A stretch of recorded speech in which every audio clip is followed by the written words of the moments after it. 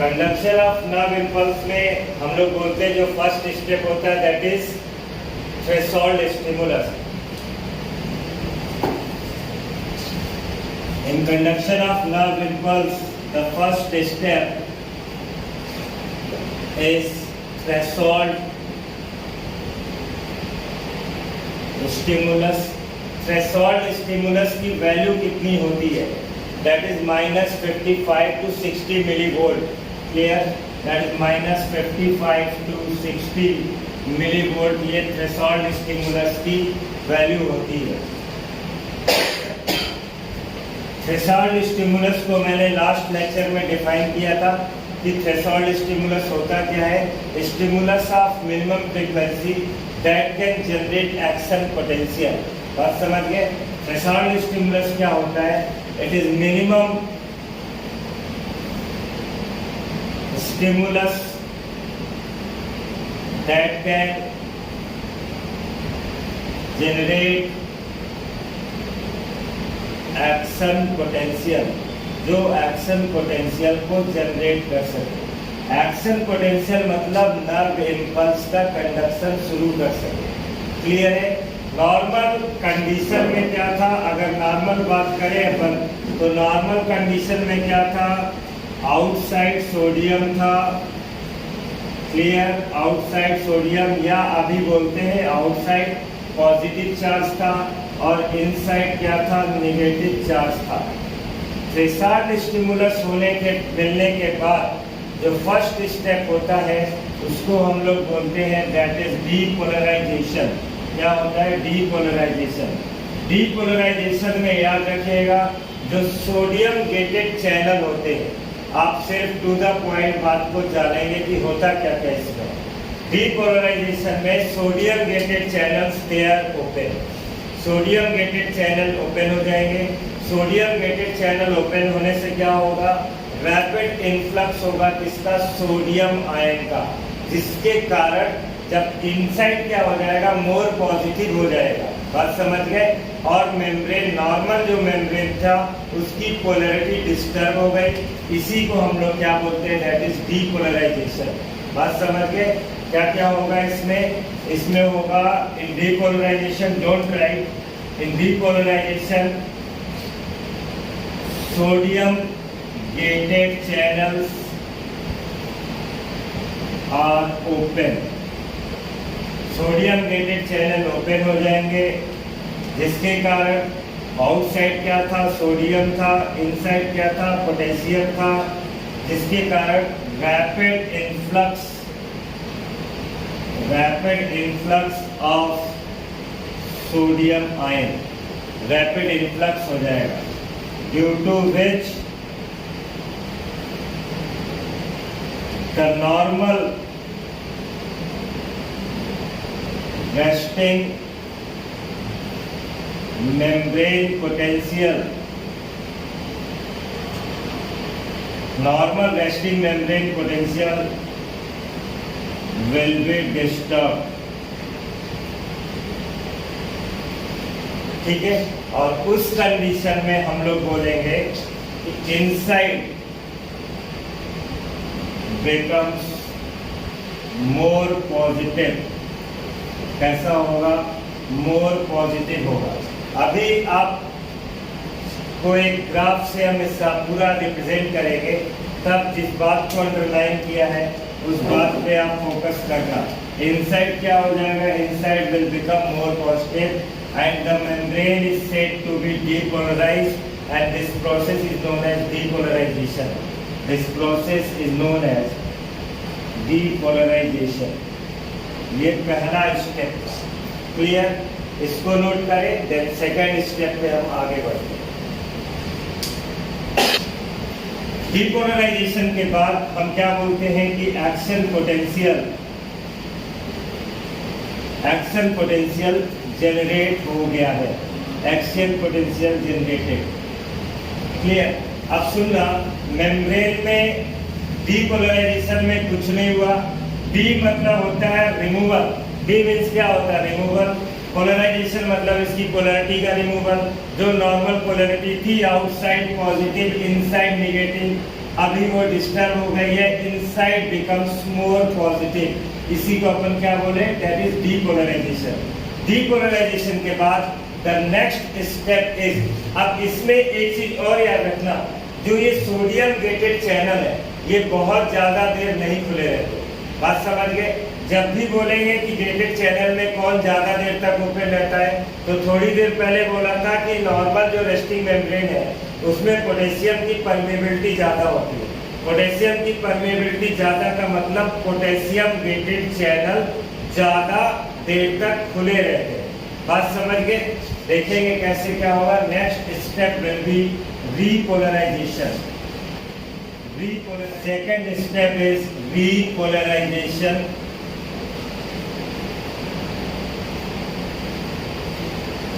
Repolarization मतलब simple क्या हुआ, सिंपल repolarization का मतलब पोटेशियम गेटेड चैनल ओपन हो जाएंगे।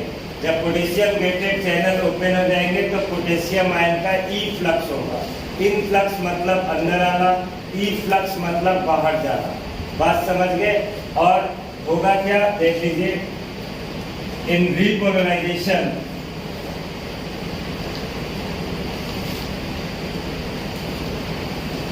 पोटेशियम, और बेस्ट सेंटेंस है इसके लिए potassium voltage gated channel, voltage gated channel open हो जाएंगे। रिपोलराइजेशन में potassium voltage gated channel open हो जाएंगे। Efflux of potassium will occur, potassium का ई फ्लक्स होगा। ई फ्लक्स मतलब समझते हैं आउटसाइड मूव करेगा। उस कंडीशन में क्या होगा, यहाँ पर जो नॉर्मल रेस्टिंग मेम्ब्रेन पोटेंशियल थी, नॉर्मल रेस्टिंग मेम्ब्रेन पोटेंशियल ये इस कंडीशन में, और सोडियम इसके साथ साथ सोडियम भी बाहर जा रहा है एटीपी का एक्सपेंडिचर पर, तो उस कंडीशन में normal RMP is maintain, normal RMP क्या होगा, मेंटेन हो जाएगा। हम लोग बोलते हैं जो पोटेशियम गेटेड चैनल होते हैं, potassium gated channel they are open for longer duration, open for longer duration, ज़्यादा टाइम के लिए ओपन रहते हैं। जबकि sodium gated channel they are open for shorter duration, ये शॉर्टर ड्यूरेशन के लिए ओपन रहते हैं। This step is known as repolarization, इसको नोट कर लीजिए। देखिए रिपोलराइजेशन में क्या होता है, रिपोलराइजेशन में आपको याद रखना है ई फ्लक्स होता है किसका, पोटेशियम आयन का ई फ्लक्स होता है। पोटेशियम आयन का ई फ्लक्स होने के कारण अभी थोड़ी देर के लिए आपको डी वाले पे ले चलते हैं, ठीक है, तब आपको ज़्यादा क्लियर हो जाएगा।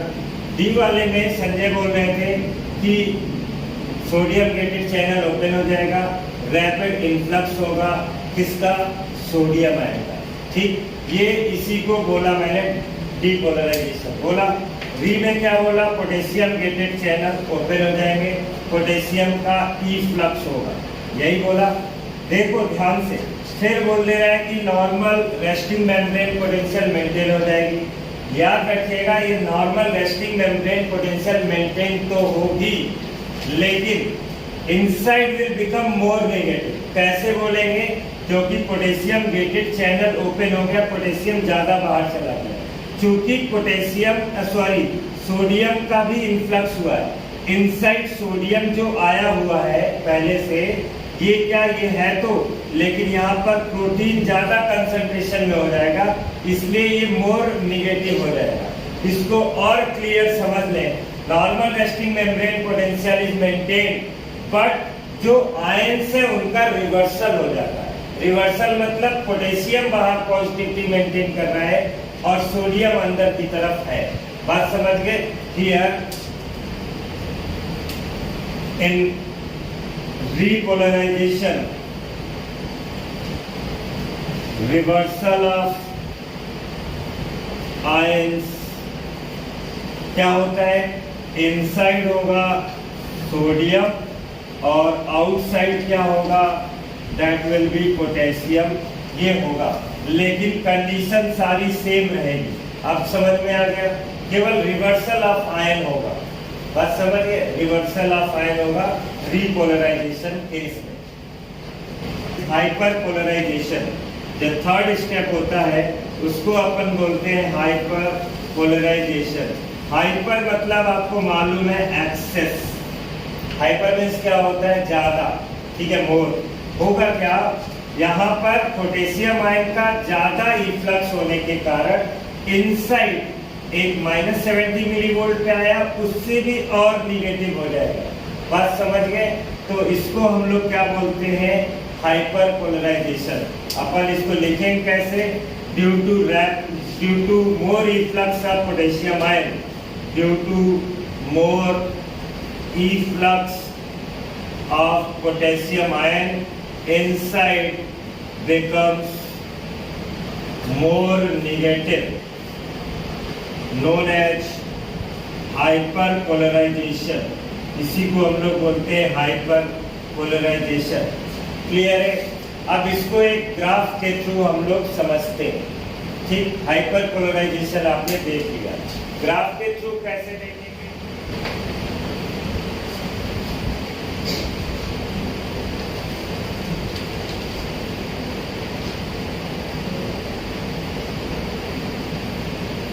इस एक्सिस पर हम मिली वोल्ट को शो कर रहे हैं और इधर हमने बोला ये that is threshold stimulus, that is -50 millivolt या -55 से 60 मिली वोल्ट जो भी लिख सकते हैं, और this one is the -70 millivolt. Clear है? कितना क्लियर है आपको?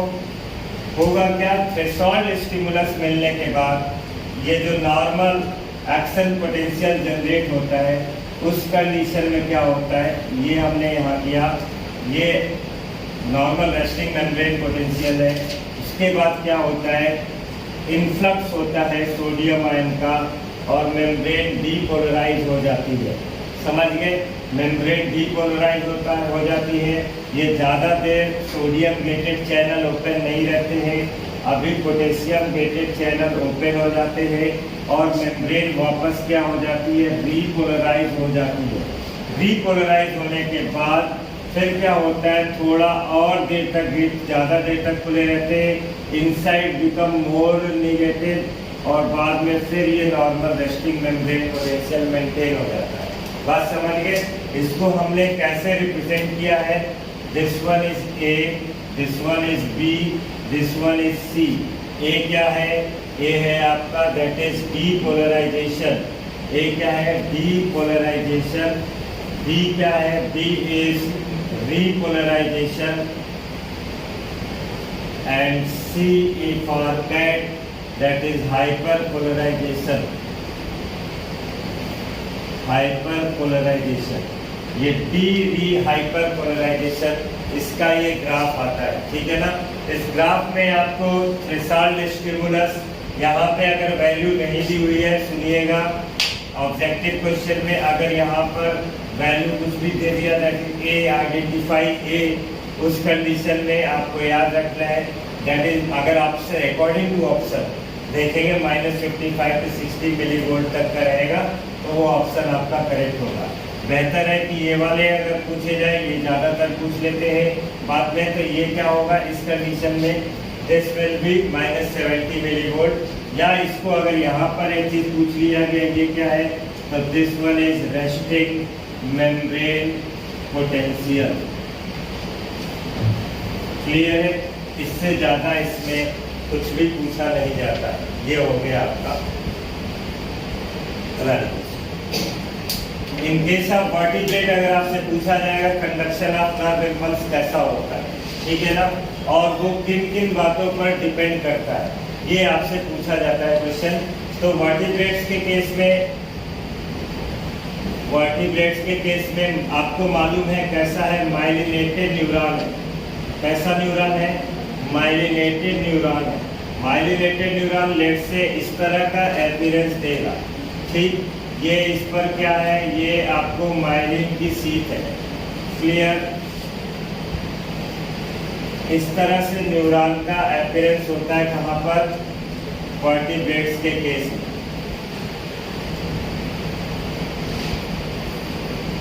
ठीक, यहाँ पर जो नर्व इम्पल्स का कंडक्शन होगा, नर्व इम्पल्स का कंडक्शन होता है, ये आपने मालूम है, ये नोड ऑफ रैनवियर है।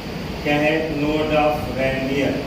नर्व इम्पल्स का जो कंडक्शन होता है from here to here to here, इस तरह से होता है। इस तरह का जो कंडक्शन होता है, बोलते हैं किसके थ्रू होता है, तो only through node of Ranvier. इस तरह के कंडक्शन को हम लोग साल्टेटरी कंडक्शन बोलते हैं। क्या बोलते हैं?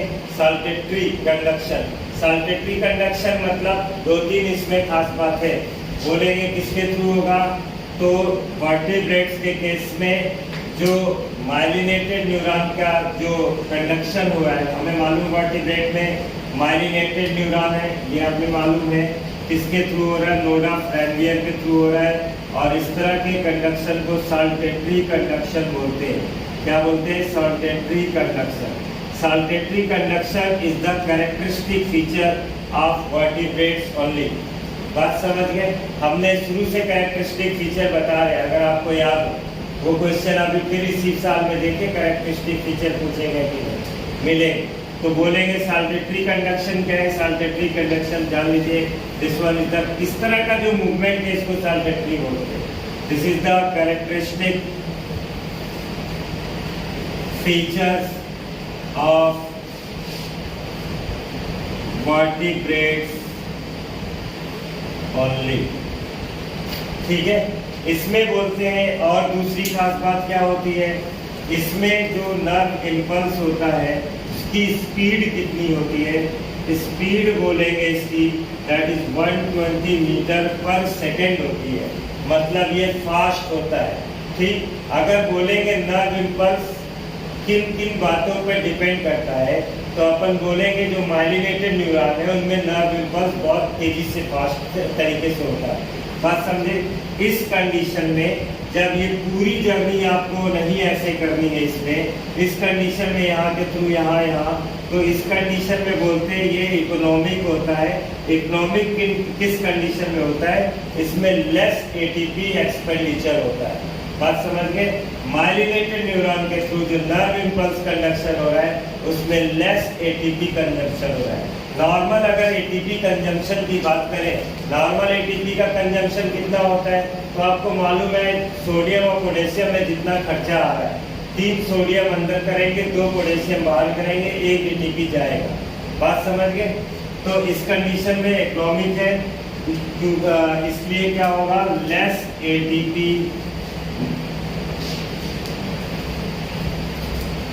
कंजम्पशन होगा, लेस एटीपी कंजम्पशन होगा। ठीक है, इसको भी नोट कर लीजिए, ये भी केस आपसे पूछा जाता है, ये भी आपके लिए इम्पोर्टेंट है।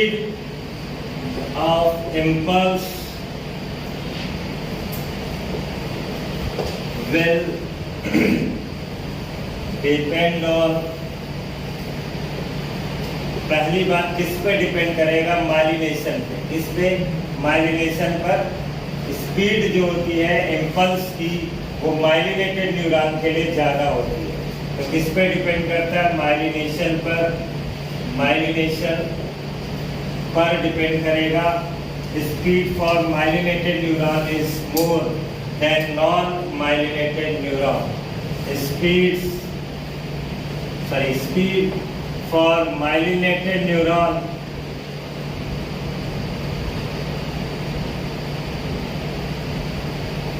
is more than non-myelinated neuron.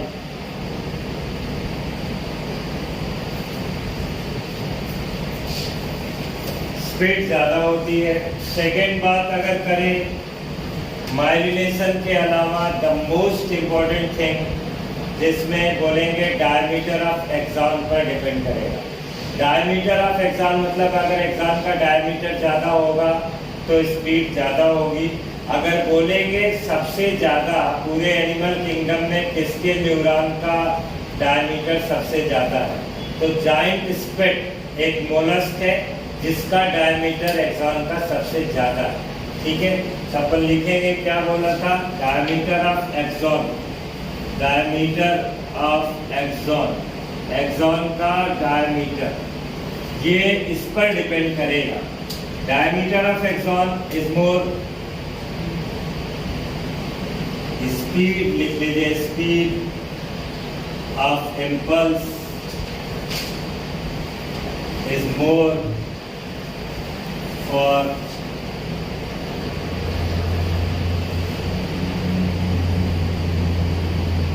is more in case of more diameter of axon। एक एग्जांपल लिख सकते हैं, giant squid,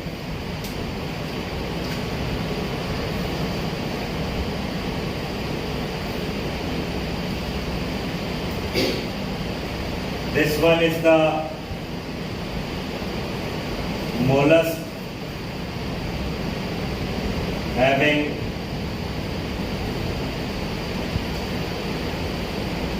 highest diameter of axon। Clear. एक और बात होती है, और किस पे डिपेंड करता है, तो बोलते हैं टेम्परेचर पर डिपेंड करेगा। अब टेम्परेचर मतलब बोलते हैं जो नर्व इम्पल्स है वार्म ब्लडेड एनिमल में फास्ट होता है, एनिमल के केस में नर्व इम्पल्स की स्पीड ज्यादा होगी, ये आपको जानना है। तो next will be the temperature, third will be the temperature, और टेम्परेचर में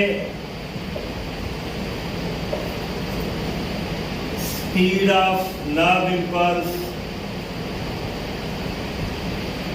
is more for warm blooded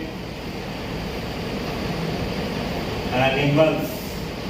जो वार्म ब्लडेड एनिमल्स हैं उनमें नर्व इम्पल्स की स्पीड ज़्यादा होती है। इन तीनों बातों के बाद इन पर डिपेंड करता है स्पीड। नॉर्मली जो स्पीड माइलिनेटेड न्यूरॉन के लिए क्या बताई गई है, दैट इज 120 मीटर पर सेकेंड, ये आपकी स्पीड नॉर्मल माइलिनेटेड न्यूरॉन के लिए होती है, जो कि ऑलरेडी ज़्यादा है। किस कारण ज़्यादा होती है, बिकॉज ऑफ सल्टेटरी मूवमेंट, जंपिंग, समझिए जंप करता हुआ मूव कर रहा है, जिसके कारण ये ज़्यादा होती है। एटीपी के लिए बोलेंगे लेस एटीपी कंजम्पशन होता है माइलिनेटेड न्यूरॉन में। और स्पीड किस पे, तो डायमीटर पे डिपेंड करेगा और टेम्परेचर पे। जो वार्म ब्लडेड एनिमल्स होंगे, वार्म ब्लडेड एनिमल्स में जो स्पीड होता है वो ज्यादा होता है। Next will see synapses. आपने एक टर्म सुना होगा साइनाप्स या सिनेप्स। होता क्या है, जैसे ये एक न्यूरॉन है और इस न्यूरॉन का ये नर्व एंडिंग है जिसको आप बोलते हैं सिनेप्टिक नर्व्स। ठीक है, आपने पहले से पढ़ रखा है कैसे नर्व इम्पल्स का कंडक्शन होगा। नर्व इम्पल्स का कंडक्शन ऐसे हो रहा है, और ये किससे आकर के जुड़ता है, ये जुड़ता है dendrite of another neuron, another neuron के डेंड्राइट के साथ ये जुड़ता है। किसके थ्रू हो रहा है, सिनेप्टिक नर्व के थ्रू। अगर इसको हम लोग इनलार्ज करके स्ट्रक्चर को देखेंगे तो आपको इस तरह से स्ट्रक्चर दिखाई देगा।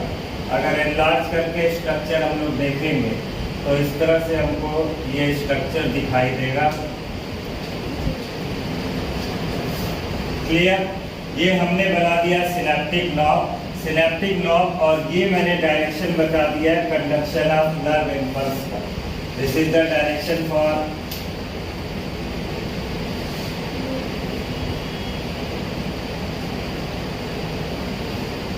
nerve impulse। Clear? This space is known as synaptic cleft।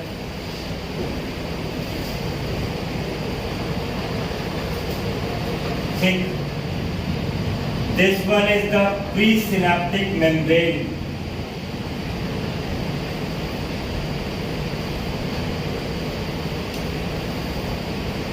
This one is the postsynaptic membrane।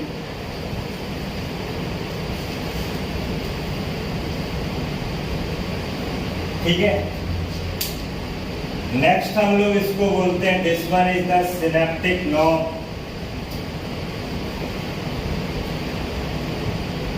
Over postsynaptic membrane there are presence of receptors.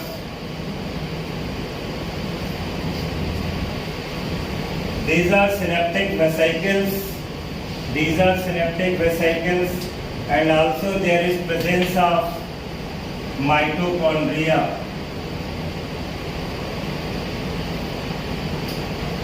Also there is presence of mitochondria. This one is the synaptic vesicle. Synaptic vesicle के अंदर there are certain chemicals जिनको हम लोग बोलते हैं neurotransmitters. क्या बोलते हैं? न्यूरोट्रांसमीटर्स। समझिए, न्यूरोट्रांसमीटर्स अभी हम लोग देखेंगे कौन से न्यूरोट्रांसमीटर हैं जो एक्साइटेटरी है, कौन से न्यूरोट्रांसमीटर इनहिबिटरी है। बात समझिए। ऐसे ये भी सिनेप्टिक नॉब है हैविंग न्यूरोट्रांसमीटर। यहाँ पर बोलेंगे माइटोकॉन्ड्रिया तो बोलेंगे यस माइटोकॉन्ड्रिया का नंबर ज़्यादा होता है, मतलब माइटोकॉन्ड्रिया यहाँ पे ज़्यादा प्रेजेंट होते हैं क्योंकि ये एनर्जी डिपेंडेंट प्रोसेस है। इसमें जो न्यूरोट्रांसमीटर्स रिलीज होंगे सिनेप्टिक नॉब्स, ये जो सिनेप्टिक वेसिकल्स हैं, the synaptic vesicles they will come in contact over the pre synaptic membrane. ठीक, प्री सिनेप्टिक मेम्ब्रेन के बाद ये सिनेप्टिक वेसिकल्स जो होंगे रप्चर होंगे एंड न्यूरोट्रांसमीटर्स रिलीज होंगे, और जो पोस्ट सिनेप्टिक मेम्ब्रेन है इस पर जो रिसेप्टर्स मौजूद हैं ये रिसेप्टर्स इनको रिसीव करेंगे न्यूरोट्रांसमीटर का। ठीक है, बस इतना प्रोसेस होता है। फ्यूजन किसके साथ होता है? तो सिनेप्टिक वेसिकल्स आकर के फ्यूज करती है प्री सिनेप्टिक मेम्ब्रेन के साथ। जो इसमें ये कंडक्शन है ये दो तरह का हो सकता है, डिपेंड्स ऑन सिनेप्टिक क्लेफ्ट का कितना डिस्टेंस है। बात समझ गई? अब यहाँ पे आपको इसका एक्सप्लेनेशन मिलता है कि ये जब ज्यादा है तब क्या कैसे कंडक्शन होगा। मोलस्क के केस में, जायंट स्क्विड के केस में कोई भी एक्सप्लेनेशन ये नहीं दिया हुआ है कि डायमीटर ऑफ एक्सॉन जब ज्यादा होगा तो कैसे होगा। क्लियर? यहाँ पे सिनेप्टिक क्लेफ्ट का अगर डायमीटर ज्यादा है तब कंडक्शन के मोड क्या क्या होंगे। दो चीजें होती हैं, अगर ये 2 नैनोमीटर है, 2 नैनोमीटर है देन इलेक्ट्रिकल कंडक्शन होता है। अगर ये 10 से 12 नैनोमीटर है मतलब ज्यादा डिस्टेंस है तब केमिकल कंडक्शन होगा। केमिकल कंडक्शन मतलब तब न्यूरोट्रांसमीटर्स के थ्रू होगा। न्यूरोट्रांसमीटर्स कौन कौन से? न्यूरोट्रांसमीटर्स में मैंने आपको बता रखा है, that is gamma aminobutyric acid, that is glycine, glutamate, aspartate, और आपको मिलेगा नॉर एपिनेफ्रिन मिलेगा, डोपामिन मिलेगा, हिस्टिडीन मिलेगा, सेरोटोनिन मिलेगा। These are the different neurotransmitters. अब उसमें कौन कौन से एक्साइटेटरी है? एक्साइटेटरी में आप याद रखिए दैट इज आर। मैं आपको सारे ट्रिक बता देता हूँ कैसे कैसे याद रखें। ये प्री सिनेप्टिक मेम्ब्रेन बना लीजिए और इस बार इसको नॉब को बना लीजिए, फिर हम लोग आगे बढ़ते हैं। न्यूरोट्रांसमीटर सिनैप्स, अगर बोला जाए सिनैप्स को कैसे डिफाइन करोगे तो दो न्यूरॉन के बीच का जो जंक्शन है उसको क्या बोलते हैं? सिनैप्स बोलते हैं। Junction between 2 neurons. और अगर इसमें बेस्ड क्वेश्चन पूछ दिया जाए कि सिनैप्सिस को किसने एक्सप्लेन किया था तो दैट वाज चार्ल्स शेरिंगटन। इन्होंने इसको एक्सप्लेन किया। नेक्स्ट हमने बोला बेस्ड ऑन द डिस्टेंस या based on the diameter of synaptic cleft. ये जो सिनेप्टिक क्लेफ्ट है इसका डायमीटर कितना है? 2 तरीके का कंडक्शन हो सकता है, इलेक्ट्रिकल और दूसरा हम लोग बोलेंगे दैट इज केमिकल सिनैप्स। बात समझ गए? एक होगा इलेक्ट्रिकल कंडक्शन और दूसरा होगा that is chemical conduction. Electrical conduction में हमने बोला था अगर distance between presynaptic membrane and postsynaptic membrane. या हम लोग बोले if the diameter of synaptic cleft is approx 2 nanometre then electrical conduction will occur. ठीक है, if diameter of synaptic cleft is 2 nanometre, तब उस कंडीशन में electrical conduction होता है। अगर ये डायमीटर ज़्यादा है, डायमीटर ज़्यादा कितना 10 to 20 नैनोमीटर अगर कर दिया तो उस कंडीशन में कैसा होगा, केमिकल कंडक्शन होता है। और केमिकल कंडक्शन के लिए कौन रिस्पॉन्सिबल होता है? रिस्पॉन्सिबल होते हैं न्यूरोट्रांसमीटर्स। न्यूरोट्रांसमीटर्स आपसे बोला जाता है न्यूरोट्रांसमीटर्स कितने टाइप के होते हैं। तो न्यूरोट्रांसमीटर बेसिकली 2 कैटेगरी में अपन बांटते हैं। कुछ ऐसे होते हैं जिनको हम लोग एक्साइटेटरी बोलते हैं, एक्साइटेटरी, और कुछ ऐसे होते हैं जिनको अपन बोलते हैं दैट इज इनहिबिटरी। ठीक है ना, जो एक्साइटेटरी होता है, एक्साइटेटरी जो न्यूरोट्रांसमीटर होते हैं ये मेम्ब्रेन का डीपोलराइजेशन करते हैं। क्या करते हैं? ये मेम्ब्रेन का डीपोलराइजेशन कॉज करते हैं। डीपोलराइजेशन आपको मालूम है नॉर्मल रेस्टिंग मेम्ब्रेन पोटेंशियल से चीज़ों को चेंज कर देना। बात समझ गए? या नॉर्मल रेस्टिंग मेम्ब्रेन पोटेंशियल जब डिस्टर्ब होता है देन डीपोलराइजेशन होता है। और डीपोलराइजेशन के लिए कौन रिस्पॉन्सिबल है? Excitatory neurotransmitters. और यहाँ पर जो इनहिबिटरी होते हैं, इनहिबिटरी ये हाइपर पोलराइजेशन कॉज करते हैं। दिस कॉजेज हाइपर पोलराइजेशन, ये हाइपर पोलराइजेशन कॉज करते हैं। हाइपर पोलराइजेशन आपको याद होगा, हाइपर पोलराइजेशन और साथ में मैंने रीपोलराइजेशन बोला था, जहाँ पर क्या होता है मेम्ब्रेन की जो पोलैरिटी है वो तो मेंटेन हो जाती है, बस आयंस का रिवर्सल हो जाता है और यहाँ पे और ज़्यादा नेगेटिव हो जाता है, -70 मिलीवोल्ट से भी ज़्यादा नेगेटिव हो जाता है। ठीक, आपसे पूछे जाते हैं कितने न्यूरोट्रांसमीटर्स आप जानते हैं? तो न्यूरोट्रांसमीटर्स में हम लोग जानते हैं दैट इज गाबा, ग्लोबुलिन, आपसे ही दोनों। This one is the trick for neurotransmitters. Neurotransmitters में गाबा, गुगली या ग्लोबुली बोल रहे हैं हम यहाँ पे, गाबा, गुगली, आपसे ही दोनों। These are the neurotransmitter. This one is the gamma amino butyric acid, this one is gamma amino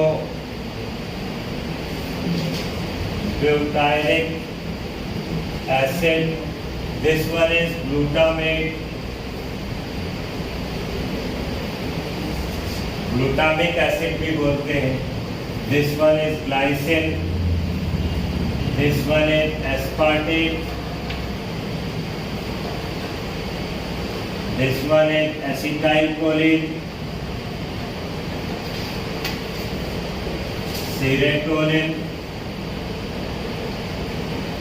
this one is histidine या हिस्टामिन बोलेंगे basically. this one is dopamine and this one is norepinephrine, this one is norepinephrine। ये है आपके neurotransmitters. ये सारे neurotransmitters आपको इससे एक बार में याद हो जाएंगे। क्लियर? अब न्यूरोट्रांसमीटर्स में मैंने आपको 2 टाइप बताए। एक बताया, आप नोट कर रहे हैं, रुक जाए। एक मैंने आपको बताया दैट इज एक्साइटेटरी और एक मैंने बताया दैट इज इनहिबिटरी। एक्साइटेटरी में मतलब सिंपली एक ट्रिक याद रखेंगे, दैट इज हम लोग बोलते हैं ना आग लगा दो, एक्साइटेशन में बोलते हैं ना आग लगा दो, दैट इज आग। इसके लिए अपन सिंपली आग ही बोलेंगे। और इनहिबिटरी मतलब आपकी सारी आग अगर गाबा गली जाते, बाबा गली जाते, तो सारा क्या हो जाता है, शांत हो जाता है। तो ये सारे आग This R is acetylcholine, aspartate and the first one is glutamate. ये इसके लिए है, बात समझ गए। और गाबा आपको मालूम है, ग्लाइसिन आपको मालूम है, ये इनहिबिटरी न्यूरोट्रांसमीटर है, ठीक है। अब आपसे बोला जाता है इसमें जो इलेक्ट्रिकल और केमिकल कंडक्शन में से मोस्ट कॉमन कौन सा है? Most common is chemical conduction. Most common कौन सा है? Chemical conduction. ये भी लिख लेंगे, that is aspartate, acetylcholine, this one is glutamate। जो फर्स्ट वाला ग्लूटामेट की जगह पे बेटा अगर ग्लूटामिक एसिड लिखा है तो भी सही है। This one is gamma amino glutamic acid, ये आपने सभी मालूम है, ये ग्लाइसिन है। हाँ बोलिए।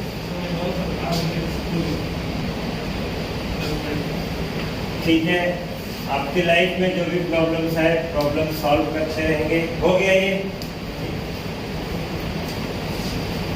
अगर बात करें एसिटाइलकोलिन, ये मोस्ट कॉमन न्यूरोट्रांसमीटर है, मोस्ट कॉमन न्यूरोट्रांसमीटर है।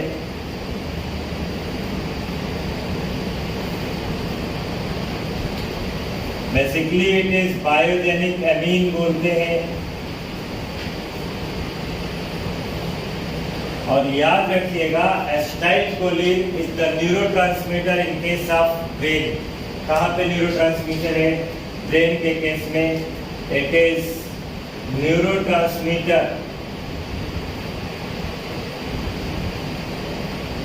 इन केस ऑफ ब्रेन। ब्रेन के केस में एसिटाइलकोलिन, ब्रेन के केस में एसिटाइलकोलिन जो है वो न्यूरोट्रांसमीटर। लास्ट वन पे मैंने आपको न्यूरोट्रांसमीटर्स बताए थे। न्यूरोट्रांसमीटर्स में मैंने आपसे कहा था कि कुछ ऐसे होंगे जो एक्साइटेटरी होंगे और कुछ ऐसे होंगे जो इनहिबिटरी इफेक्ट रखते हैं। एक्साइटेटरी का मतलब एक्शन पोटेंशियल जनरेट करेंगे। Excitatory means they can generate action potential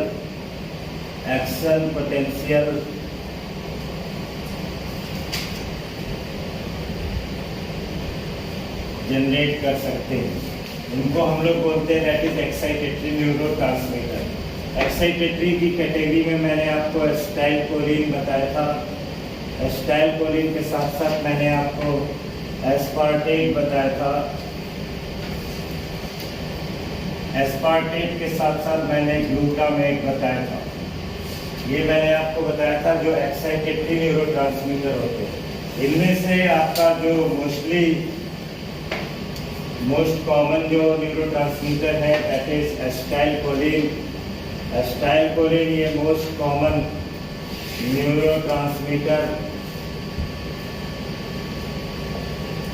in brain, that is acetylcholine. Acetylcholine के बारे में हम लोग बोलते हैं ये कैसा है, ये एक्साइटेटरी है, अलॉन्ग विद दैट ये बायोजेनिक अमाइनो एसिड होगा, बायोजेनिक एमीन होगा एसिटाइलकोलिन।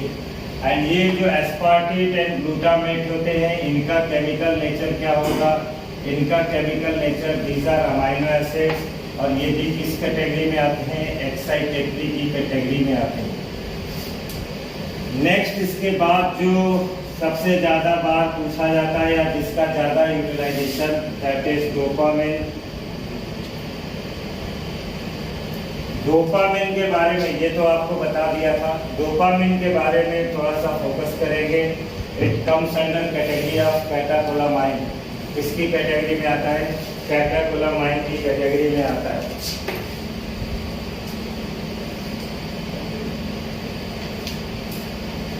कैटाकोलामाइन बेसिकली क्या है? फिनॉल में एक OH होता ही है। फिनॉल में 1 OH and 1 amine.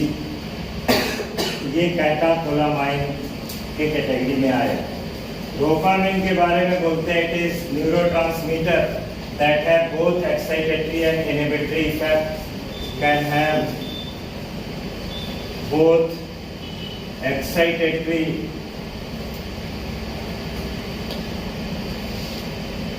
and inhibitory effect। Excitatory और इनहिबिटरी इफेक्ट दोनों ये आपको ये शो करता है।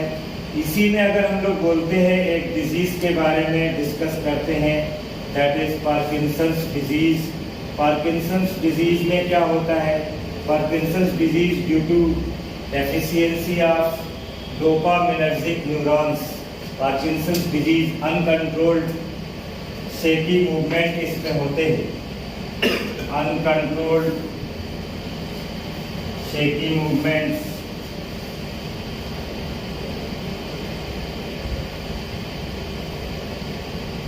Due to deficiency of dopaminergic neuron. Dopaminergic neuron की डेफिशिएंसी के कारण अनकंट्रोल्ड शेकी मूवमेंट्स होते हैं, उनको पार्किंसंस डिजीज के कैटेगरी में रखते हैं। पार्किंसंस डिजीज उसको बोलते हैं। नेक्स्ट इसी में एक और आता है, अगर एक्सिस रिलीज हो जाए डोपामिन का, देन उस कंडीशन में क्या होता है? Axis release of dopamine causes साइकोसिस, साइकोसिस causes hallucination, और इन सबको मिलाकर के बोलते हैं दैट इज सिजोफ्रेनिया। ठीक है ना? तो बोलेंगे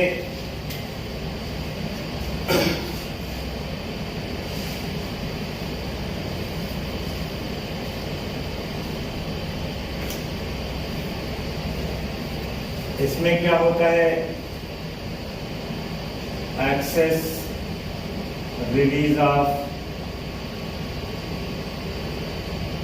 डोपामिन, इसके कारण क्या होता है? It causes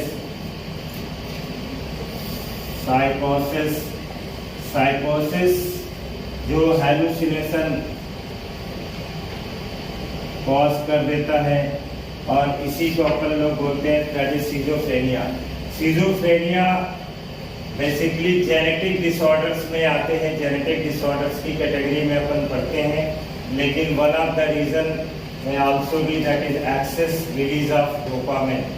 excess release of dopamine अगर है तो सिजोफ्रेनिया बोलते हैं।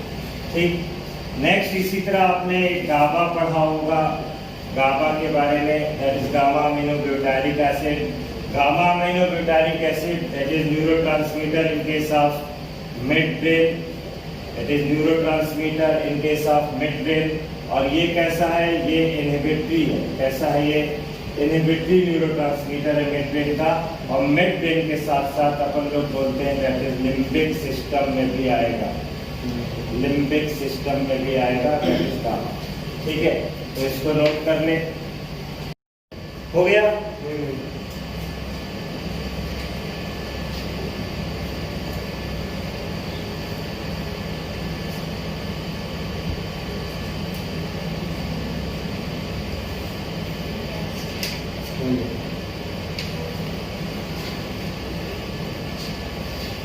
मिटा दे भाई, मिटा दे। Okay,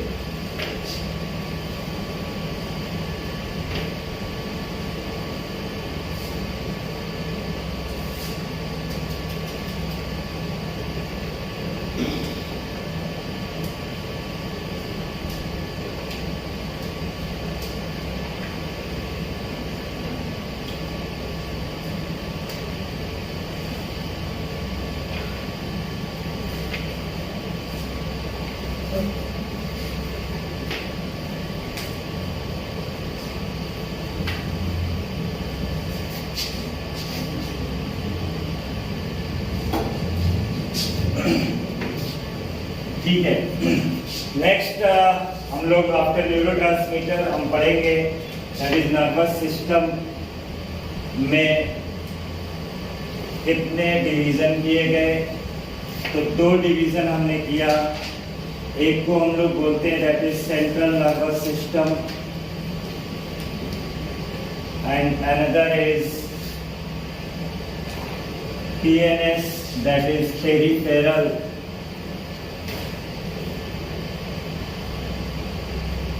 nervous system.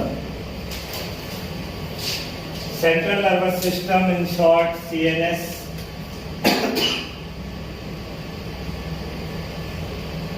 consists of brain and spinal cord. Brain and spinal cord. Don't write. थोड़ी देर के लिए देखिए, अगर हम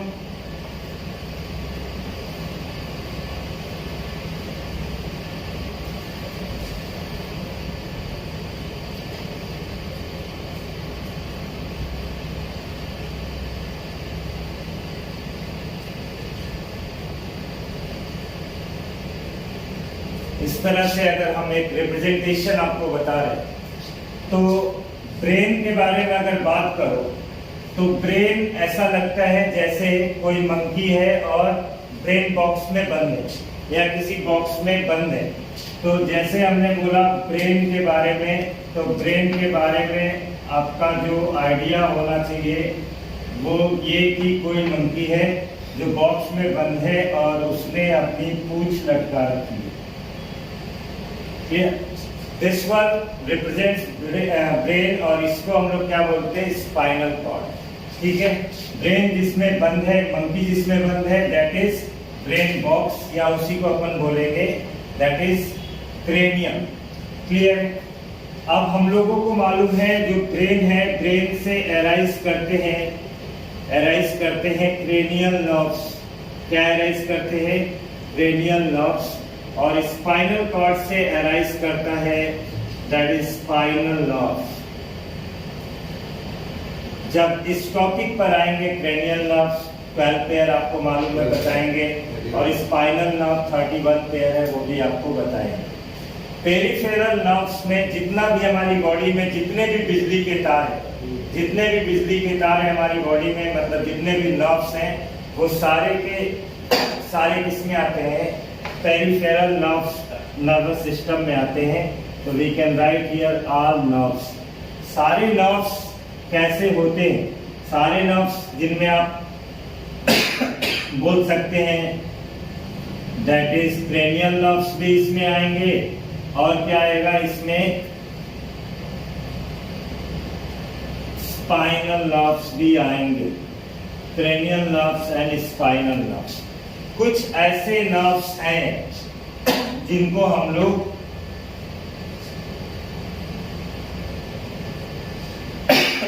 सेंसरी बोलते हैं, और कुछ ऐसे हैं जिनको हम लोग मोटर बोलते हैं। मैंने आपको एक एग्जांपल दिया था, सेंसरी और मोटर नहीं बताया था। मैंने बताया था कि लेट से अगर आपको कोई मच्छरनी यहाँ पर काटती है, कोई मच्छर यहाँ पे काटता है, देन उस कंडीशन में क्या होता है, यहाँ से वो सनसनीखेज खबर लेके कौन जाता है? वो सनसनीखेज खबर लेके जाता है सेंसरी नर्व।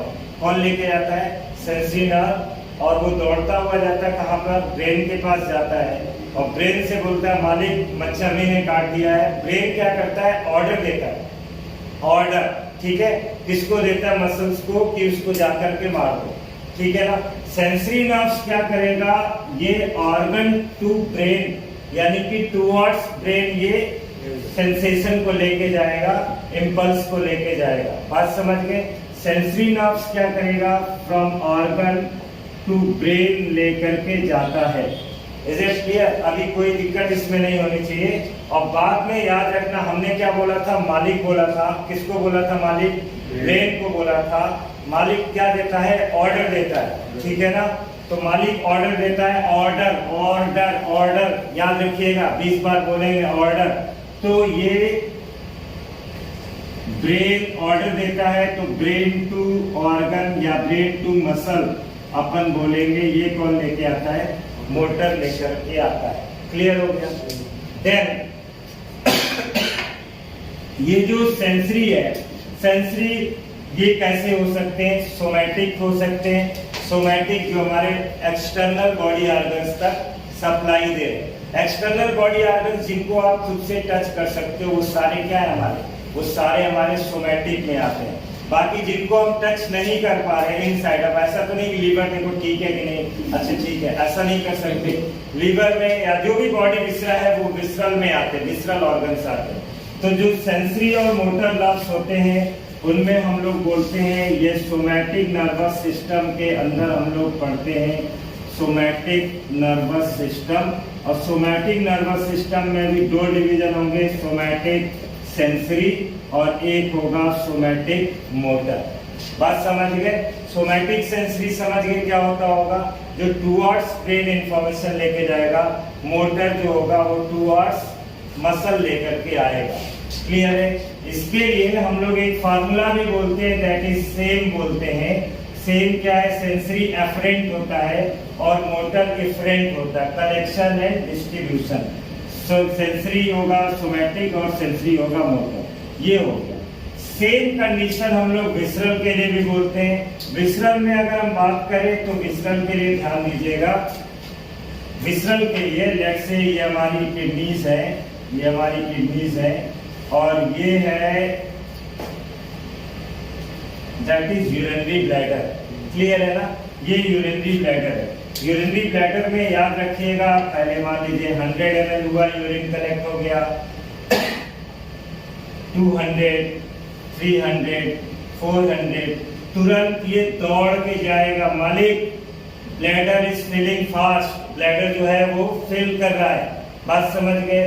ब्लैडर फिल कर रहा है। एक्चुअली हमारा ब्लैडर जो होता है यूरिनरी ब्लैडर होता है, बोला जाता है आइडियली ये स्टोर कर सकता है 400 to 600 ml। बात समझ गए? उससे जब उस 400 से अबव होता है देन उस कंडीशन में इंफॉर्मेशन इसके पास भेज दी जाती है और ये क्या करता है, ये ऑर्डर रिलीज करता है एम्प्टी करने के लिए। किसको? यूरिनरी ब्लैडर को एम्प्टी करने के लिए। होता क्या है बेसिकली, इसका भी कॉन्सेप्ट क्या है, जब ये ऑर्डर भेजता है, जब इसकी फीलिंग बढ़ने लगती है, उस कंडीशन में इस पे जो स्ट्रेच रिसेप्टर्स होते हैं, बेसिकली ब्लैडर में इसका बैलून है, ठीक जैसे जैसे फीलिंग होगी वैसे वैसे बढ़ता जाएगा और इस पे स्ट्रेच रिसेप्टर्स होते हैं। वो स्ट्रेच रिसेप्टर्स के अंदर एक्शन पोटेंशियल जनरेट हो जाता है, वो एक्टिवेट हो जाते हैं, बाकी सारे ऑर्डर को फॉलो करते हुए यूरिन पास कर दिया जाता है। बात समझ गए? तो इस कंडीशन में हम लोग बोलते हैं दैट इज विसरल सेंसरी भी आएगा और क्या आएगा, विसरल मोटर भी आएगा। बात समझ गए? भगवान ने क्या किया, ये गॉड ने किया है, इन्होंने ऐसा किया कि ऐसा नहीं होगा कि किसी की मनमानी चलेगी। उन्होंने क्या किया, मोटर वाले कंडीशन में, विसरल मोटर में दो और सिस्टम बना दिए, दैट एक बना दिया पैरासिम्पैथेटिक और दूसरा बना दिया सिंपैथेटिक, जिसको हम लोग ऑटोनॉमिक नर्वस सिस्टम का पार्ट बोलते हैं। पैरासिम्पैथेटिक और सिंपैथेटिक के केस में क्या होगा, विसरल में भी दो आ जाएंगे। विसरल मोटर में अपन बोलेंगे एक आएगा दैट इज पैरासिम्पैथेटिक, क्या आएगा, पैरासिम्पैथेटिक, और इसमें आएगा दैट इज सिंपैथेटिक। समझ गए? Both are collectively comes under autonomic nervous system. किसमें आएंगे, ऑटोनॉमिक नर्वस सिस्टम में आएंगे। और for the first time description about autonomic nervous system was given by scientist Langley. किसने बोला था, लैंगले ने फर्स्ट टाइम बोला था ऑटोनॉमिक नर्वस सिस्टम के बारे में, याद रखिएगा। मैं आपको autonomic nervous system in detail थोड़ा सा एक्सप्लेन कर रहा हूँ, उससे आपको सिंपैथेटिक और पैरासिम्पैथेटिक से थोड़ा सा क्लियरिटी हो जाएगी होता क्या होगा। इसमें होता क्या है नोट करिए, बताते हैं। हमने आपको बोला जो हमारा ऑटोनॉमिक नर्वस सिस्टम है, ऑटोनॉमिक नर्वस सिस्टम में दो चीजें आती हैं। एक मैंने बोला सिंपैथेटिक और दूसरा मैंने बोला that is parasympathetic. Sympathetic and parasympathetic. इसको भगवान ने क्यों बनाया था, इसको इसलिए बनाया था कि एक की मोनोपोली ना चले। अगर एक किसी एक्टिविटी को राइज कर रहा है तो दूसरा उसको क्या कर दे, डिक्रीज कर दे। सिंपैथेटिक वाला आपसे बोलेंगे ये कब वर्क करता है, when we are in stress condition. कब ऐसा होता है, जब हम स्ट्रेस कंडीशन में होते हैं। पैरासिम्पैथेटिक कब वर्क करता है, जब हम रेस्ट में होते हैं। अब एक कॉमन सी बात, इसको लर्न भी नहीं करना, एक कॉमन सी बात है, अगर बोला जाएगा कि हमारे लिए स्ट्रेस कंडीशन क्या क्या हो सकती है, उस समय जो भी चीजें होती हैं वो सारी चीजें किसका पार्ट होती है, सिंपैथेटिक नर्वस सिस्टम का इन्वॉल्वमेंट होता है। बात समझ गए? जैसे स्ट्रेस कंडीशन मींस क्या क्या हो सकता है। ऐसे अगर मैं आपको यहाँ पे पढ़ा रहा हूँ और अचानक से किसी ने बोला सर शेर आ गया, ठीक है ना, तो मैं तो ये नहीं कहूंगा कि अच्छा शेर आया, ऐसा तो नहीं बोलूंगा। सिंपली उसके लिए क्या होगा, ना तो आंख बंद करके प्रे करना शुरू करूंगा कि अब मुझे छोड़ दे, या आप जैसे जू में गए, आप जैसे पिंजड़े में जो बंदा गिर गया हो, समझ गए, तो वो तो दिखाते हैं आंख बंद करके प्रे करना, तो ऐसा नहीं कर सकते। हम क्या करेंगे, हम सीधी सी बात है, उस कंडीशन में क्या होगा, जो आपका प्यूपिल है, ये ब्लैक दिखता है ना, ब्लैक वाले में एक और होल है जिसको आप क्या बोलते हैं, प्यूपिल बोलते हैं, जिसमें सीधी लाइट रेज जाती है, समझ गए। वो प्यूपिल क्या होगा, प्यूपिल डायलेट होगा, ये इस तरह से डायलेट होता जाएगा, डायलेट होगा सो दैट ऑब्लिक रेज भी उसमें एंटर कर सके। जब ऑब्लिक रेज भी एंटर करेगी तो आप देख सकते किधर से वो शेर आ रहा है और आप भागने की कोशिश करेंगे। पहली बात क्या हो जाएगी, पहली बात स्ट्रेस कंडीशन में जो हमारा प्यूपिल है वो क्या हो जाता है, डायलेट हो जाता है। डायलेट क्यों हो जाता है, so that oblique raise can also enter. बात समझ गए? दूसरी बात क्या है, हम इंस्टेंट भागना शुरू करते हैं, भागना शुरू करेंगे, भागना जब शुरू करेंगे तो क्या होगा, जो हमारा स्केलेटल मसल्स का उसमें इन्वॉल्वमेंट होगा, स्केलेटल मसल्स का इन्वॉल्वमेंट होगा तो उसमें ब्लड सप्लाई बढ़ जाएगी। बात समझ गए? सेकेंड सिम्टम क्या होता है, blood supply increases in skeletal muscles. Skeletal muscles में ब्लड सप्लाई बढ़ जाता है, ये इंक्रीजेस के लिए सिंबल है। क्लियर? ज्यादा ब्लड चाहिए होगा, ज्यादा ब्लड चाहिए होगा तो सीधी सी बात है, हार्ट को भी बहुत तेजी पंप करना होगा। जब हार्ट को तेजी पंप करेंगे, इन दैट कंडीशन, लेकिन स्माइल, इन दैट कंडीशन हम क्या करेंगे, हमारा जो हार्ट है उसका हार्ट रेट भी बढ़ जाएगा। क्या होगा, हार्ट रेट बढ़ जाएगा। क्लियर है? हार्ट रेट बढ़ जाएगा, ब्लड सप्लाई बढ़ जाएगा, बहुत ज्यादा ऑक्सीजन की जगह, ऐसा तो नहीं ऐसे नॉर्मली ब्लड बहेगा, उस कंडीशन में ऑक्सीजन की जरूरत होगी, ऑक्सीजन की ज्यादा जरूरत होगी तो हमारा रेस्पिरेशन रेट भी क्या हो जाएगा, बढ़ जाएगा। रेस्पिरेशन रेट भी बढ़ जाएगा। रेस्पिरेशन रेट बढ़ेगा। अगर आपसे बोला जाए, अगर डाइजेस्टिव सिस्टम या डाइजेशन का जो रेट है या डाइजेस्टिव सिस्टम पर क्या इफेक्ट पड़ेगा, क्या उस समय डाइजेशन का रेट बढ़ जाएगा, डाइजेशन का रेट बढ़ जाएगा तो थोड़ी दूर हम भागेंगे और जंगली घाट तक पहुंचेंगे, सोचेंगे अच्छा रुको मैं कुछ खा लूं फिर भागता हूं, ऐसा नहीं कर सकते। सिंपल कॉमन सी बात है, हमारा क्या होगा, डाइजेशन का रेट घट जाता है, मतलब अब जो है स्टोर्ड एनर्जी से काम चलता है। अभी इंस्टेंट कोई मुसीबत आ जाए, सिंपली आप बिना कुछ कहे, तब जब जान पे आपके बनाए, आप बिना कुछ कहे शायद 11 चरमा तक दौड़ जाएंगे, कुछ भी सोचेंगे भी नहीं। इन दैट कंडीशन क्या होगा, जो डाइजेस्टिव सिस्टम की एक्टिविटी है, डाइजेस्टिव सिस्टम की एक्टिविटी ये क्या हो जाता है, ये डिक्रीज कर जाता है। बात समझ गए? डाइजेस्टिव सिस्टम की एक्टिविटी डिक्रीज कर जाती है। अगर डाइजेस्टिव सिस्टम की एक्टिविटी डिक्रीज ना करे तो, अगर डाइजेस्टिव सिस्टम की एक्टिविटी डिक्रीज ना करे तो लेट्स से जैसे लॉन्ग इंटेस्टाइन है, लार्ज इंटेस्टाइन है, लार्ज इंटेस्टाइन में क्या होगा, पेरिस्टाल्सिस मूवमेंट बढ़ जाएगा और आप शेर को देखेंगे और सीधा फीकल डिस्चार्ज कर देंगे, सीधी सी बात है। इन दैट कंडीशन एक बात और होती है, जो आपका सलाइवा है, सीधी सी बात है, जब आप मुसीबत के टाइम पे होते हैं, जैसे कोई एग्जाम में जाते हैं आप, वाइवा देने के लिए जब बैठते हैं किसी एग्जामिनर के सामने, उस समय आपको लगता है सर पानी है क्या, पानी पी सकते हैं क्या, आपका गला सूखता है, या वो एक जेंटलमैन है जो बोलता है अच्छा ठीक है पानी पी लो फिर बात करो। एक्चुअली स्ट्रेस कंडीशन में आपका गला सूख जाता है, क्या रीजन, सलाइवा सिक्रीशन डिक्रीज हो जाता है। बात समझ गए? सलाइवा का सिक्रीशन भी क्या हो जाएगा, डिक्रीज कर जाएगा। ये सारे सिम्टम्स किस कंडीशन में होंगे, खुशी के दिन में तो होंगे नहीं, स्ट्रेस कंडीशन में होंगे, और उस समय कौन काम कर रहा होगा, सिंपैथेटिक काम कर रहा होगा। इन सारे को अपोजिट कर दो तो पैरासिम्पैथेटिक के फंक्शन हो जाएंगे। बात समझ गए? इसको भी नोट डाउन कर ले, ये सिंपैथेटिक के सारे सिम्टम्स हैं, इनको वन बाय वन आप रिलेट करते जाएंगे तो आपको सारी चीजें क्लियर हो जाएंगी। ठीक है, नोट डाउन कर लीजिए। Along with that, इसमें एक और कंडीशन मैंने आपको बोला, दैट इज ब्लीडिंग टाइम के बारे में।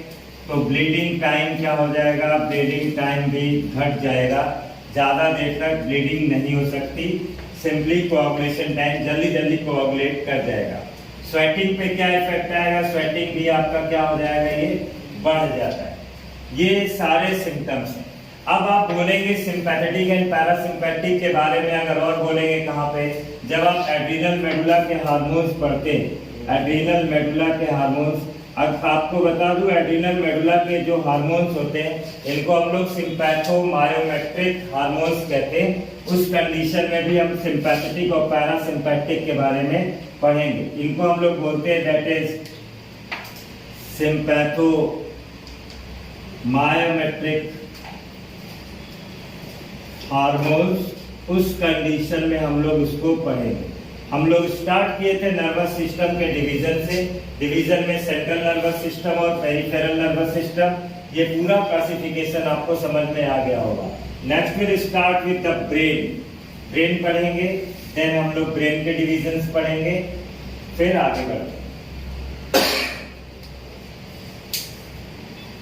सेंट्रल नर्वस सिस्टम में हम लोग किसकी बात करेंगे, ब्रेन की बात करेंगे। ब्रेन को हम लोग कहते हैं इंसेफेलॉन। क्या कहते हैं, इंसेफेलॉन। ब्रेन को हम लोग बोलते हैं इंसेफेलॉन। और आपको मालूम है जैसे कोई भी टर्म है उसका सफिक्स अगर आइटिस है तो हम लोग उसका इन्फ्लेमेशन बोलते हैं। इंसेफेलॉन में अगर इन्फ्लेमेशन हो जाता है that is pain, redness and swelling, then that is known as encephalitis. और इंसेफेलाइटिस को हम लोग कॉमन लेमन लैंग्वेज में इसको दिमागी बुखार कहते हैं। ब्रेन मतलब दिमाग आप बोलते हैं। ब्रेन जो होता है, ब्रेन ये कहां पे होता है, enclosed inside brain box, enclosed inside brain box. Basically अगर आपको ब्रेन का बारे में समझना है तो आप जो नारियल पानी पीने वाला नहीं, जो उसके बाद वाला होता है उसको आप हाथ में पकड़े और ब्रेन को समझने की कोशिश करें। बात समझ गए। उसको जब आप देखते हैं सिंपली तो उसके सबसे बाहर की तरफ आप उसमें देखते हैं ना फाइबर्स दिखाई देते हैं, वो सिंपली आप इस तरह से अपने इन फाइबर्स को कंपेयर करते हैं। बाद में हम उसको क्या करते हैं, उसको जब तोड़ते हैं नारियल को, जब नारियल को तोड़ेंगे तो उसमें हमें दिखाई देता है आउटर मोस्ट जो दिखाई देता है वो हमारा डार्क कलर का होता है, ठीक है ना। ऐसे ब्रेन में भी जो आउटर मोस्ट है वो डार्क कलर का, आउटर मोस्ट ना बोल करके आउटर बोलेंगे। आउटर जो है वो डार्क कलर का है जिसको हम लोग ग्रे मैटर बोलते हैं। इनसाइड क्या है, इनसाइड व्हाइट मैटर है। बात समझ में आ गई। और जो पानी उसमें से निकल रहा है दैट इज सेरेब्रोस्पाइनल फ्लूइड है, ठीक। वो छोड़ो, नारियल को फिर से ऐसे जोड़ के देखो तो उसमें आंख, नाक, कान इस तरह से 3 स्ट्रक्चर दिखाई देते हैं। हमारे यहाँ पर भी 3 स्ट्रक्चर है, 3 होल जैसे हैं। एक को हम लोग फोरामेन मैगेंडी बोलते हैं और 2 होते हैं फोरामेन लुआचका। बात समझ गए। तो कंप्लीट नारियल वो रिप्रेजेंट करता है किसको, ब्रेन को रिप्रेजेंट करता है। वो आप अपनी जानकारी के लिए समझ सकते हो उससे। बात समझ गए। जैसे अभी आउटर में क्या होगा, डार्क होगा। डार्क वाला क्या है, दैट इज ग्रे। इनर वाला क्या है, व्हाइट है। व्हाइट वाला आपको मालूम व्हाइट मैटर है। व्हाइट मैटर क्यों है, क्योंकि माइलिनेटेड होता है। और ग्रे वाला जो है, ग्रे यानी डार्क क्यों है, बिकॉज नॉन माइलिनेटेड होते हैं न्यूरॉन्स। क्लियर है इतना। चलिए, ब्रेन बॉक्स में एनक्लोज्ड होता है ब्रेन बॉक्स, ठीक है। ब्रेन, देन हम लोग बोलेंगे जो ब्रेन है हमारा, ब्रेन का जो जैसे बोलते हैं ना हमारा ह्यूमन का क्रेनियल कैपेसिटी कितना है, ह्यूमन का cranial capacity that is 1475 cubic centimetre. Clear. Next हम लोग बोलेंगे जो टोटल कार्डियक आउटपुट होता है, कार्डियक आउटपुट का कितना परसेंट ब्रेन को सप्लाई हो जाता है। कार्डियक आउटपुट पर मिनट की अगर बात करें तो 15% टोटल किसको सप्लाई हो जाता है, ब्रेन को सप्लाई हो जाता है। 15% of total cardiac output, 15% of total cardiac output is supplied to brain. Brain को सप्लाई हो जाता है। ब्रेन क्या है, ब्रेन ये हमारा सेंट्रल कंट्रोलिंग पार्ट है किसका, पूरी बॉडी का। It controls almost all body activity, controls almost all body activity, सारी बॉडी एक्टिविटी को कंट्रोल करता है कौन? ब्रेन कंट्रोल करता है। ब्रेन में अगर हम लोग बोलेंगे ब्रेन में मेनिंजेस कितने होते हैं, तो देयर आर 3 मेनिंग्स या मेनिंजेस, 3 मेनिंग्स होंगे या 3 मेनिंजेस हम लोग बोले इतने होते हैं। कौन कौन से होते हैं? आउटर होता है, दैट इज ड्यूरा मैटर। क्या होगा? ड्यूरा मैटर होता है आउटर, ठीक है ना। नेक्स्ट जो इनर मिडिल होता है, मिडिल वाले को हम लोग बोलते हैं दैट इज अरेक्नॉइड। कैसा होगा? अरेक्नॉइड होगा। और थर्ड इनर मोस्ट जो बोलेंगे मेनिंजेस में, दैट इज पाया मैटर, ठीक है जी। अब बोलेंगे ड्यूरा मैटर, ड्यूरा मैटर इसका लिटरली इसकी मीनिंग क्या है? That is tough mother. क्या है ये? टफ मदर इसको हम लोग बोलते हैं। लिटरली इसका मतलब बनता है टफ मदर, इसके लिए हम लोग बोलते हैं ड्यूरा मैटर के लिए। और pia matter it is known as soft mother. ये क्या है? Soft mother. पाया मैटर के बारे में बोलते हैं ये डायरेक्ट कांटेक्ट में होता है ब्रेन के। किसके डायरेक्ट कांटेक्ट में? डायरेक्ट इसके कांटेक्ट में ब्रेन होगा। और दूसरी बात ये जो होता है हाईली वैस्कुलराइज्ड होता है। इन तीनों में अगर पूछा जाएगा हाईली वैस्कुलराइज्ड कौन सा है? हाईली वैस्कुलराइज्ड दैट इज पाया मैटर। पाया matter it is highly vascularised. पाया मैटर कैसा है? हाईली वैस्कुलराइज्ड स्ट्रक्चर है, स्मूथ है, ठीक है, सॉफ्ट मसल्स है इसमें। नेक्स्ट हम लोग बोलेंगे अरेक्नॉइड और ड्यूरा मैटर के बीच में, in between these two there is presence of subdural space. क्या प्रेजेंट है? सबड्यूरल स्पेस प्रेजेंट है, ठीक है।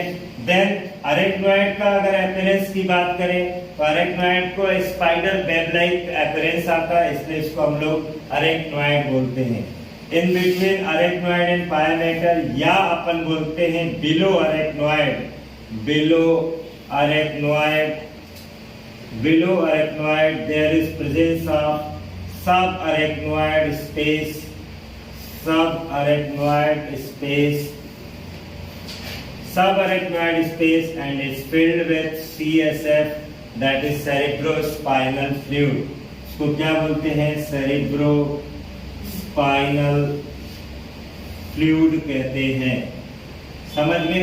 subarachnoid बोलेंगे that is filled with cerebrospinal fluid। याद रखना 2-3 बातें प्लीज सुना करिए, लिखना उतना अच्छा नहीं होता, सुना करिए। दैट इज सेरेब्रोस्पाइनल फ्लूइड अगर बोला जाएगा, एक आपको मालूम होना चाहिए सेरेब्रोस्पाइनल फ्लूइड इनसाइड ब्रेन भी मौजूद है। बात समझ गए? इनसाइड ब्रेन सेरेब्रोस्पाइनल फ्लूइड मौजूद है, इसी से रिलेट करते हैं उसके वेट के कॉन्सेप्ट को। बात समझ गए? अगर ब्रेन के वेट की बात करो तो ब्रेन का वेट और आपको बॉडी विसरा में लीवर का वेट, ब्रेन का वेट और लीवर का वेट ऑलमोस्ट सेम होता है, दैट इज 1.4 kg, 1400 ग्राम, ठीक है। वेट कितना होता है? That is 1.4 kg। क्लियर? हम लोग यहाँ पे लिखेंगे inside brain also CSF is present, CSF present होता है। एक और बात बोलूंगा, जो 3 मेनिंजेस होते हैं, 3 मेनिंजेस या 3 मेनिंजेस का प्रेजेंट होना, ये मैमेलियन कैरेक्टरिस्टिक है। 3 मेनिंजेस का प्रेजेंस होना ये क्या है? ये मैमेलियन कैरेक्टरिस्टिक्स है। मैं आपको पिछले 1 साल से बता रहा हूँ मैमेलियन कैरेक्टरिस्टिक्स, तो उसमें एक और कंटिन्यू कर लीजिएगा, that is presence of 3 meninges is characteristics of mammals, ठीक है, कैरेक्टरिस्टिक्स ऑफ मैमल। ये 3 meninges मैमल्स के कैरेक्टरिस्टिक्स हैं, ठीक है। अब ऐसे अगर कुछ बात कर ले तो एक्सेप्शनली अगर बात करें तो जैसे कि एक्सेप्शनली क्या, अब ऐसे एक और एग्जांपल आ जाता है, जैसे फ्रॉग के केस में वैसे it is not in your syllabus. Frog के केस में दो मेनिंजेस होते हैं, ड्यूरा मैटर और पाया मैटर, दो मेनिंजेस होते हैं। अरेक्नोइड फ्रॉग के केस में एब्सेंट होता है। बात समझ गए? तो बस इसलिए बोल देते हैं ये कैरेक्टरिस्टिक है किसका, मैमेलियन ब्रेन का, कि तीन मेनिंजेस उसमें पाए जाएंगे, dura mater, arachnoid and pia matter. Dura matter that is tough and outer, and pia matter that is highly vascularized, soft, just in contact with brain. और इसके बाद बोलेंगे subarachnoid space में that is filled with cerebrospinal fluid, and that cerebrospinal fluid is also present inside brain. देखते हैं brain का detail structure. Brain में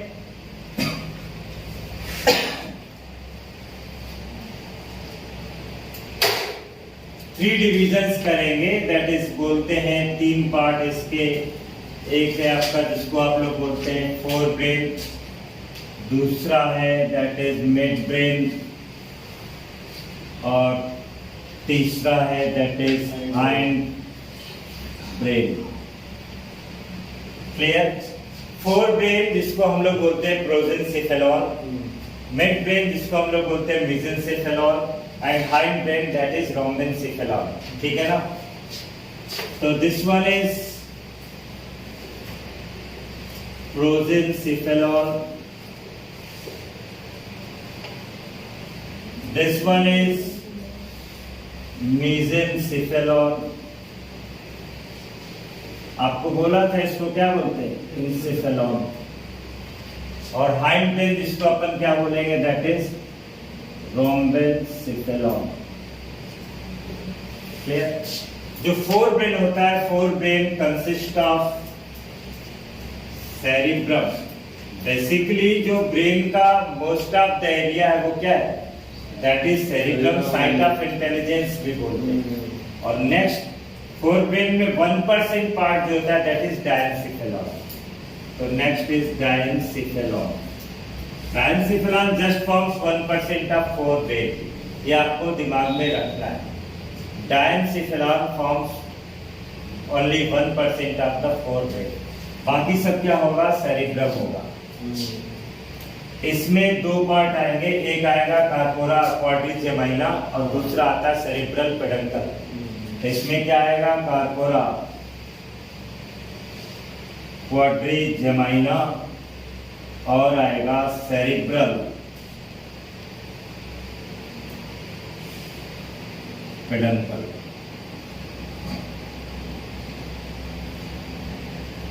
clear?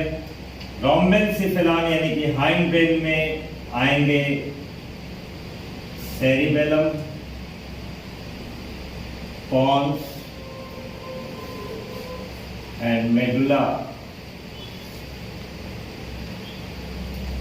Oblongata. Clear? बोला ये जाता है complete mid brain.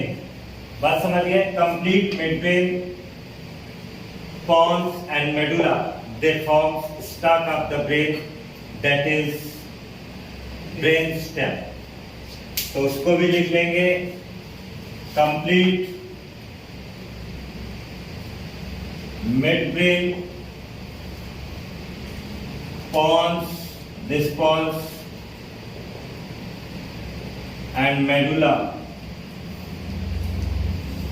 forms stalk of the brain, और stalk of the brain जिसको बोलते हैं that is brain stem, ये brain stem का फॉर्मेशन करते हैं। क्लियर? नोट करेंगे, देन हम लोग स्टार्ट करेंगे that is for brain in detail। Start of the brain बोला, ये जो ब्रेन स्टेम है it is basic part of brain.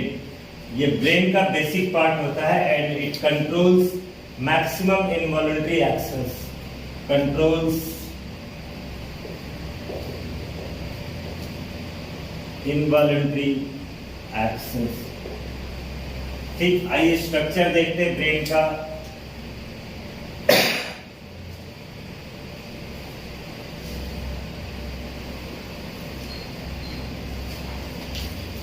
Brain का अगर स्ट्रक्चर देखेंगे,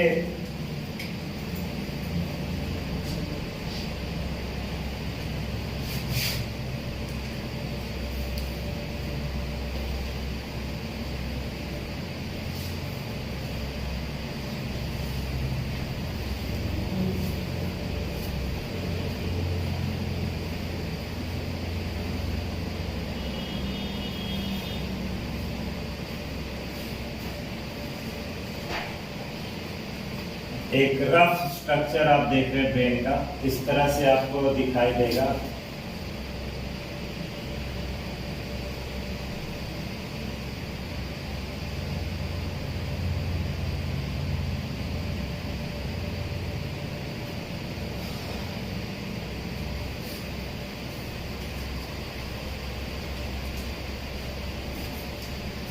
क्लियर? ये ब्रेन इस तरह से आपको अपीयरेंस देगा।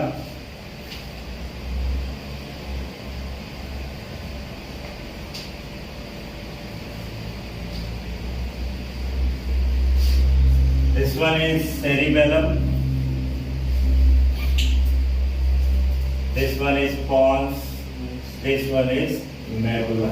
इनका तीनों का काम खत्म। ठीक है, ये आइडेंटिफाई करने के लिए भी आपके पास आएगा। ब्रेन में हमने बोला था 4 लोग होंगे। ठीक है, तो चारों लोब्स को हमने इस तरह से रिप्रेजेंट कर दिया। ये है आपका frontal, this one is parietal, this one is occipital and this one is temporal। तो क्या बोलेंगे? टेम्पोरल। ये लोब्स हो। ठीक, पूरे पे सरफेस पे मैक्सिमम एरिया कौन कवर करता है? सेरिब्रम। कौन कवर करेगा? सेरिब्रम कवर करेगा। और ये मैंने सेरिब्रम्स पूरे बना दिए। पूरे क्या हैं? ये पूरे सेरिब्रम्स हैं। मैक्सिमम एरिया कवर कौन करेगा? सेरिब्रम कवर करता है मैक्सिमम एरिया।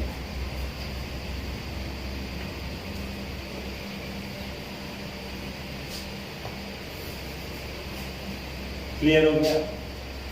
ये जो सेरिब्रम है, सेरिब्रम बेसिकली 2 हेमिस्फीयर्स में डिवाइड होता है, जिनको अपन बोलते हैं cerebral hemisphere.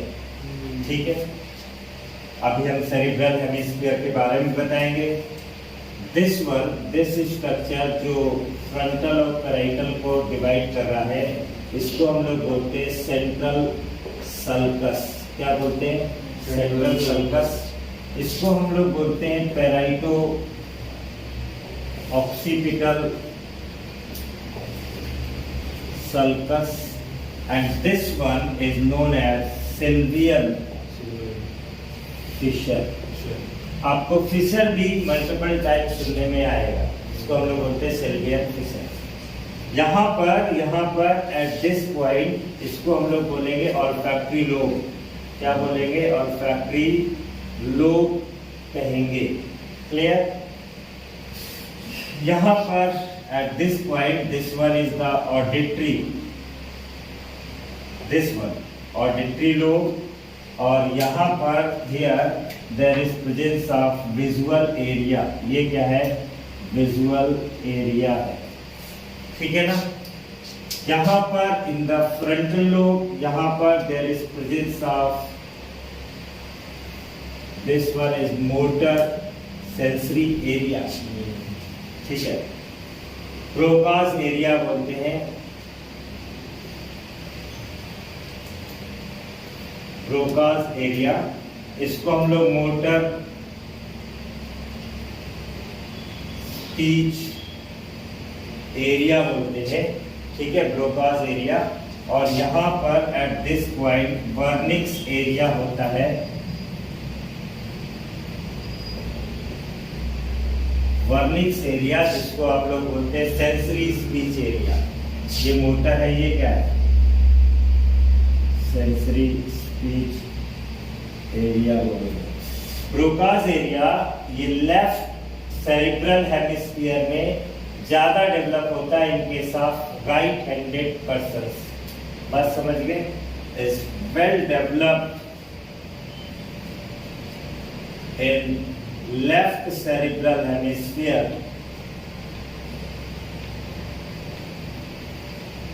In right handed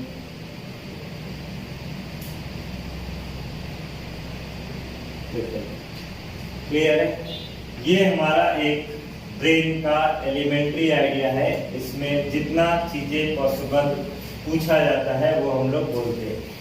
यहाँ पर एट दिस एरिया ये वॉलंटरी एक्शंस को कंट्रोल करने के लिए मोटर कॉर्टेक्स यहाँ पर होते हैं और ये क्या करता है, वॉलंटरी एक्शंस को कंट्रोल करता है। This one is motor cortex और ये क्या करेगा, ये वॉलंटरी एक्शंस को कंट्रोल करेगा, कंट्रोल्स वॉलंटरी एक्शंस करता है।